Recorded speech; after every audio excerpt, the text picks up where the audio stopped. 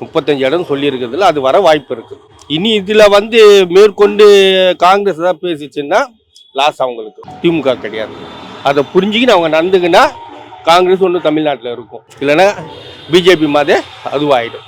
அவங்களுக்குள்ள அரசியல் மாற்றங்கள் தானே, வேற என்ன, நெருக்கடி தானே. ஜனங்களுக்காக யாரும் பாடுபடல, எல்லாம் அவங்க பதவிக்காக தான் ஆசைப்படுறாங்க. யாரும் ஒன்றும் பெரிய சர்வீஸ் பண்ண போகிறதில்ல.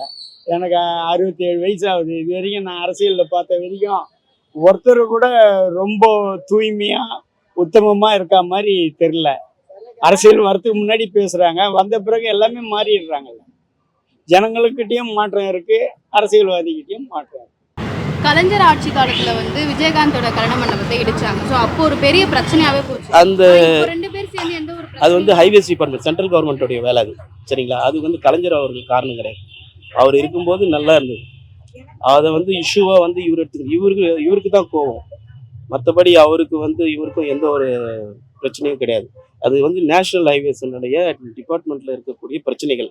அதை வந்து எப்படி கலைஞர் ஆட்சியிலனா டிமாண்ட் யார் பண்ணுறாங்க? சென்ட்ரல் கவர்மெண்ட் டிமாண்ட் பண்ணுறாங்க. சென்ட்ரல் கவர்மெண்ட் டிமாண்ட் பண்ண தானேங்க அவங்க செய்ய முடியும். இது எப்படி எடுத்துக்க முடியும்? சென்ட்ரல் கவர்மெண்ட்டோடைய ஹைவேஸ் டிபார்ட்மெண்ட்ன்றது சென்ட்ரல் கவர்மெண்ட், ஸ்டேட் கவர்மெண்ட்டே கிடையாது. முதல்ல அதை புரிஞ்சுக்கணும். அவங்களுக்கு நல்லாவே தெரியும். அது வந்து அவங்க ஆட்சி காலத்தில் இருக்கும்போது அவங்க அந்த மாதிரி சொல்கிறாங்க. மக்களுடைய நலனை கருதி வந்து அந்த இடம் சாலை வசதி வரணும்னு சொல்லிட்டு அப்போ இருந்த ஆட்சி கலைஞர் ஆட்சி எடுக்கிறாங்க. அப்போ கலைஞருக்கு என்ன சிந்தனையோ அதே சிந்தனை தான் விஜயகாந்துக்கும். அப்போ அதை வந்து அவர் பெருசாகவே எடுத்துக்கல. மக்களுக்கு பயன்படுத்தணும் போது என் இடத்தையே விட்டு கொடுக்குறதான்னு சொல்கிறாரு. அது வரவேற்கக்கூடிய செய்தி தான் அது.